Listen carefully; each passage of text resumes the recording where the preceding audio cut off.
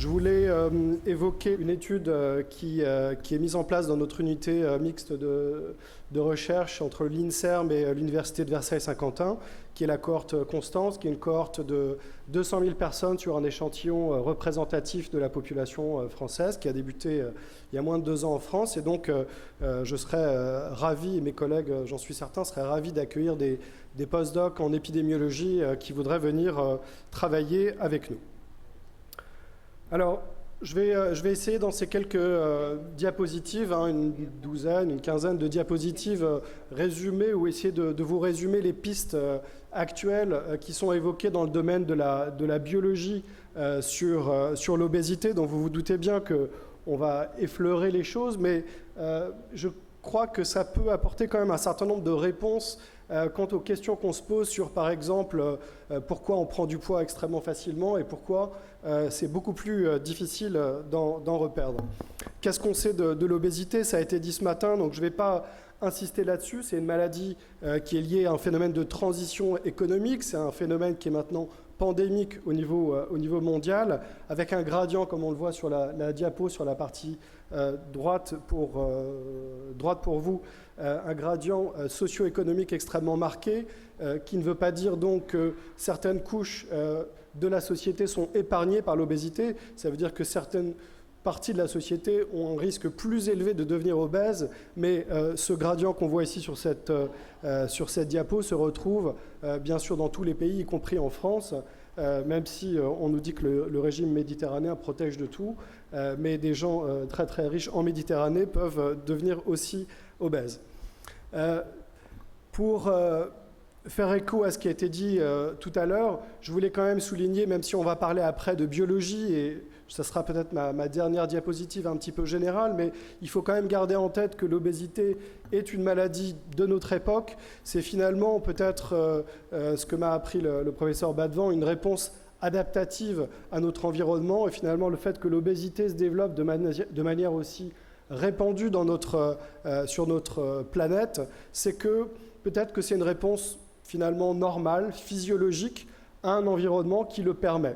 Et donc cet environnement, il est simple, c'est la mise à disposition de produits alimentaires manufacturés, de produits alimentaires disponibles un peu tout le temps, un peu partout, et puis d'une sédentarité qui a augmenté. On l'a vu ce matin, par exemple, on en rigolait avec ma collègue Martine Laville sur la disponibilité de l'ascenseur, mais pas des escaliers. Alors, pourquoi finalement on se préoccupe de cette histoire d'obésité? Est-ce que c'est juste une question d'apparence? On a parlé d'image du corps ce matin. Clairement non. La raison pour laquelle un peu partout dans le monde et notamment au Brésil et en France, un certain nombre de centres cliniques se sont organisés, se sont structurés, se sont dédiés à la prise en charge de l'obésité, c'est cette courbe en J ou en U qu'on voit sur la partie gauche de la diapositive, du lien entre l'indice de masse corporelle, d'un côté sur les IMC les plus bas, je suis désolé pour ça, avec des risques plus élevés de pathologie, et sur la partie droite de la diapositive, lorsque l'indice de masse corporelle augmente, un risque de pathologie plus élevé. Alors en réalité, cette pandémie d'obésité, on l'a évoqué ce matin avec l'augmentation du nombre de cancers, c'est clairement une conséquence de cette épidémie d'obésité, puisqu'il y a un lien très fort au niveau physiopathologique entre les deux. Et finalement, ce que ça implique, c'est un changement assez profond des différentes spécialités médicales, des pathologies que sont amenés à voir les différents collègues spécialistes. On va prendre l'exemple de la stéatohépatite non alcoolique qui a maintenant rempli les consultations des pathologies, alors qu'il y a 15 ans, 20 ans, c'était absolument pas du tout le cas, c'était plutôt les virus qui occupaient les hépatologues. On a parlé des cancers, et c'est une problématique extrêmement importante qui pose des problèmes à la fois de diagnostic, de traitement et de pronostic pour ces patients obèses. Donc finalement, notre métier a évolué, il a bien entendu beaucoup évolué avec la chirurgie de l'obésité aussi, mais ce sera évoqué plus tard, je ne vais pas en parler ici. Alors l'obésité, c'est une maladie chronique, une maladie de société, on l'a vu, et en fait elle a des stades évolutifs extrêmement différents, et ce que je vais essayer de vous montrer, c'est qu'il y a un certain nombre d'éléments physiopathologiques, biologiques, qui expliquent ces différents processus. Et vous voyez que on a tous probablement, à part certains, pris du poids très progressivement au cours de la vie, on en a parfois reperdu, mais vous voyez que cette maladie, elle va évoluer finalement comme d'autres maladies chroniques, comme le diabète, comme l'asthme, comme l'hypertension artérielle, avec des phases précliniques où finalement les choses commencent à se dérégler très progressivement, ces phases de surpoids où le syndrome métabolique apparaît, et puis cette phase de maladie obésité, avec des éventuelles complications, une chronicisation de la maladie, et puis le stade de handicap. Des données françaises, par exemple, nous montrent qu'une personne sur 5 âgée de plus de 65 ans en France est considérée comme étant obèse. Et vous voyez que, là encore, la société et le système de soins va devoir s'adapter à ce double fardeau à la fois du vieillissement et des pathologies, des comorbidités associées à l'obésité. Donc, une adaptation est nécessaire. Alors la question qu'on peut se poser finalement, c'est comment est-ce que des facteurs qui sont des facteurs de comportement, des facteurs liés à l'environnement, vont nous conduire à une maladie, à une situation chronique clinique de plus en plus difficile à contrôler. Je crois que ça va être la diapo presque la plus importante de ce topo, une révolution qui a été maintenant montrée il y a à peu près une dizaine d'années au grand maximum. C'est que grâce aussi à l'évolution technologique, aux biopsies de tissus adipeux qu'on peut faire par voie sous-cutanée ou qu'on peut faire aussi par voie chirurgicale, mais par voie sous-cutanée très très simplement avec une petite anesthésie locale, tout un champ s'est développé de recherche sur l'étude de ce tissu adipeux, de cet organe qui est maintenant vraiment bien perçu comme un véritable organe endocrine, alors qu'auparavant, le tissu adipeux, c'était une source énergétique, on stockait et on libérait de l'énergie quand il y en avait besoin. Ça reste vrai, bien sûr, mais ce qu'on comprend, c'est que, vous voyez sur cette... alors, sans le pointeur laser, ça va être un peu plus difficile, mais ce que vous voyez sur la diapositive, c'est que finalement, ce tissu adipeux, il va évoluer au cours du temps. Et sur la partie haute de la diapositive, donc vous voyez une personne que vous voyez normalement le samedi matin sur la plage de Copacabana et qui ensuite va évoluer au cours du temps, eh bien cette personne, dans un premier temps, et c'est ce que vous voyez sur la partie juste en dessous, sur la cellularité ou sur le volume, la taille de ces adipocytes, donc de ces cellules graisseuses, va augmenter progressivement. Les cellules vont grossir. Et puis, à partir d'un certain moment, un certain stade, il y a une rupture, et qu'est-ce qui se passe? Le tissu adipeux va recruter de nouvelles cellules. Et donc, c'est ce qu'on appelle dans un premier temps l'hypertrophie cellulaire, puis l'hyperplasie cellulaire. On recrute, on crée des nouvelles cellules qui viennent se stocker dans le tissu adipeux. Et ce que vous voyez sur la partie droite, c'est qu'il y a une vraie corrélation entre le poids et la taille des cellules. Alors, comme c'est un tissu vivant, bien sûr, il y a de l'apoptose, et c'est ce qu'on voit sur la partie basse de la diapositive. Ces adipocytes, ils peuvent mourir, mais ça ne suffit pas. Et malheureusement, eh bien, une fois que vous avez augmenté votre taille cellulaire, c'est beaucoup plus difficile de revenir en arrière, et ça explique pourquoi se constitue, s'aggrave cette masse grasse et ce risque d'obésité sur le long terme. Et puis, il y a une vraie deuxième grande révolution sur cette compréhension de la physiopathologie de l'obésité, c'est que dans cette pathologie du tissu adipeux, on voit sur la diapositive, donc qui sont ici représentés des adipocytes, ces cellules rondes, un peu blanches, un peu blanches, qui sont entourées de petites lignes rouges, qui sont des vaisseaux. Eh bien, ce tissu adipeux, il est capable donc de recruter des nouvelles cellules, qui sont les petites cellules en bleu ici, ces préadipocytes. Mais on voit aussi un deuxième phénomène, c'est qu'il y a un état inflammatoire chronique du tissu adipeux qui va progressivement s'installer.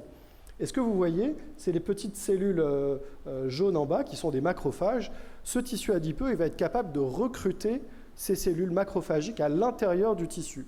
Et vous voyez que les adipocytes vont communiquer avec les macrophages et échanger des signaux inflammatoires, les interleukines, le TNF, comme on a pu voir dans plein d'autres pathologies, comme on peut voir notamment dans des pathologies, par exemple, respiratoires, dans l'asthme, qu'on peut voir dans d'autres pathologies inflammatoires articulaires, et bien évidemment, ce phénomène-là, il se retrouve aussi dans le tissu adipeux, et ça a été une vraie révolution en tant que telle. Et puis le deuxième et dernier stade de cette évolution du tissu, c'est, après ce stade d'inflammation, un stade de fibrose. Et là, vous voyez ici sur la partie gauche de la diapositive, un adipocyte qui est ceinturé de macrophages et qui va finalement perdre un petit peu le contrôle et continuer à dialoguer avec ces macrophages, avec une fibrose qui va progressivement s'installer à des phases extrêmes de l'obésité. Et cette fibrose va limiter la perte de poids. Et c'est peut-être ce qu'a montré tout à l'heure notre collègue sur l'effet de la liposuction et la difficulté, le remaniement de ce tissu adipeux qui va s'opérer à partir d'un certain niveau d'indice de masse corporelle. Alors il y a d'autres pistes qui sont des pistes un peu actuelles, qu'on va appeler des déterminants non caloriques de l'obésité. On a parlé du stress tout à l'heure, des problématiques d'horloge biologique, et puis on peut aussi parler des polluants, puisque vous savez qu'il y a un certain nombre de substances polluantes qui sont lipophiles et qui donc vont se stocker dans le tissu adipeux. Et ce qu'on commence à voir, c'est qu'il y a un certain nombre d'hypothèses sur l'effet de ce stockage des polluants dans le tissu adipeux et potentiellement aussi de l'effet du relargage massif lors d'une perte de poids. À la phase aiguë de cette perte de poids, il se passe des phénomènes qu'on ne connaissait pas. Et je vais vous donner ici un exemple sur la partie basse de la diapositive, sans rentrer trop dans les détails.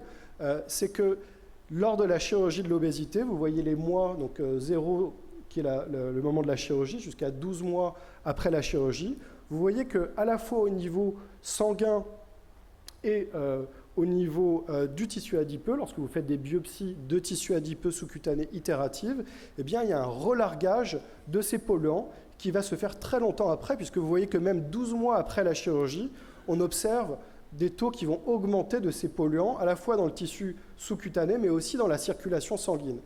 Alors, qu'est-ce que font ces polluants sur les organes, sur la fertilité, sur les vaisseaux, etc., etc. Bien entendu, il y a tout un champ de recherche qui doit se développer là-dessus. Là non plus, sans rentrer dans les détails, mais un des grands axes de découverte de ces dernières années, c'est les communications qu'il peut y avoir entre le tube digestif et le cerveau. Et vous voyez que sur cette représentation du système digestif, on voit ici figurer de manière absolument non exhaustive un certain nombre d'hormones. Et on voit par exemple le GLP-1 qui a abouti donc à la production d'un certain nombre d'antidiabétiques. Donc vous voyez que ce qu'on imaginait auparavant uniquement comme quelque chose qui était un canal de passage des nutriments s'avère quelque chose de bien plus complexe qu'on imaginait.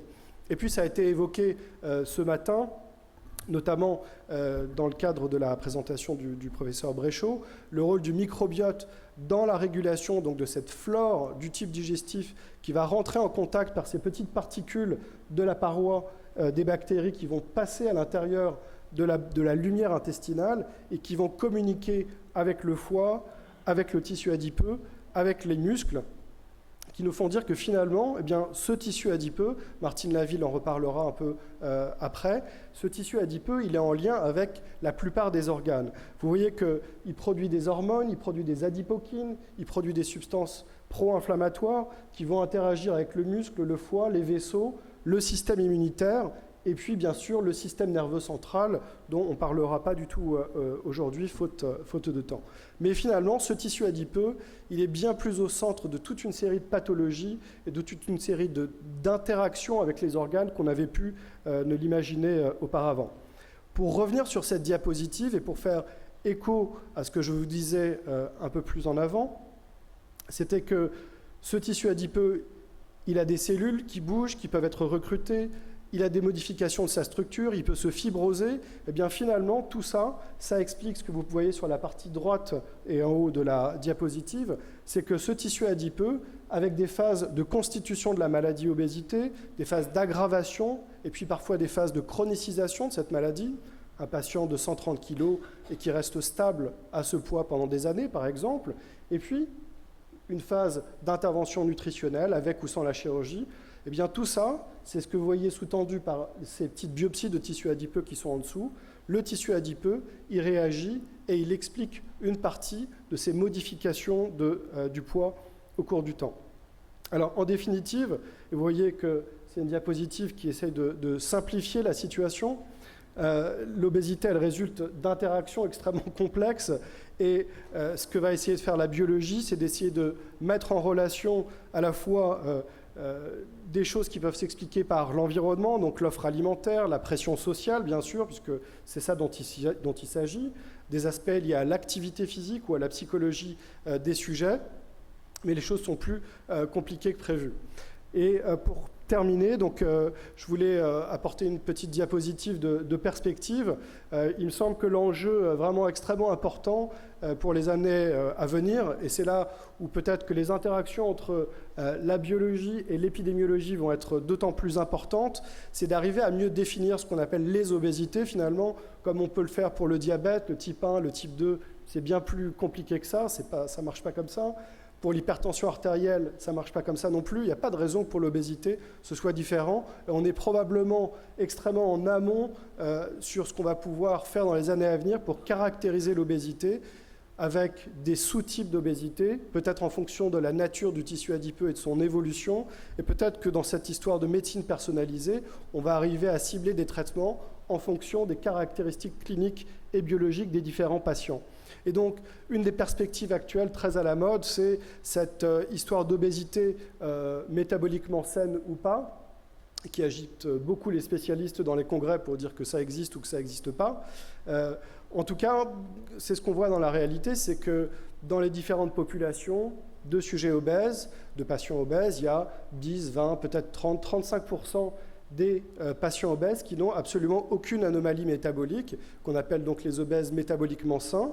C'est ce que vous voyez sur la partie gauche de la diapo, qui malgré une masse grasse élevée, ont finalement une sensibilité à l'insuline qui est élevée, des taux de triglycérides bas, un HDL cholestérol élevé, une faible inflammation et peu de graisse ectopique dont on n'a pas vraiment beaucoup parlé aujourd'hui. À l'inverse, eh bien, d'autres obèses ont ces anomalies métaboliques qu'on va retrouver dans le cadre du syndrome métabolique. Eh bien, vous voyez que finalement tout ça est un peu plus compliqué que prévu et peut-être que ça ouvre des perspectives sur comment on va réussir à mieux caractériser les populations de patients obèses dans les années à venir avec peut-être des enjeux thérapeutiques. Je terminerai simplement par une diapo qui a disparu de ma présentation et donc je vous remercie de votre attention. Merci beaucoup, merci. Merci. Merci.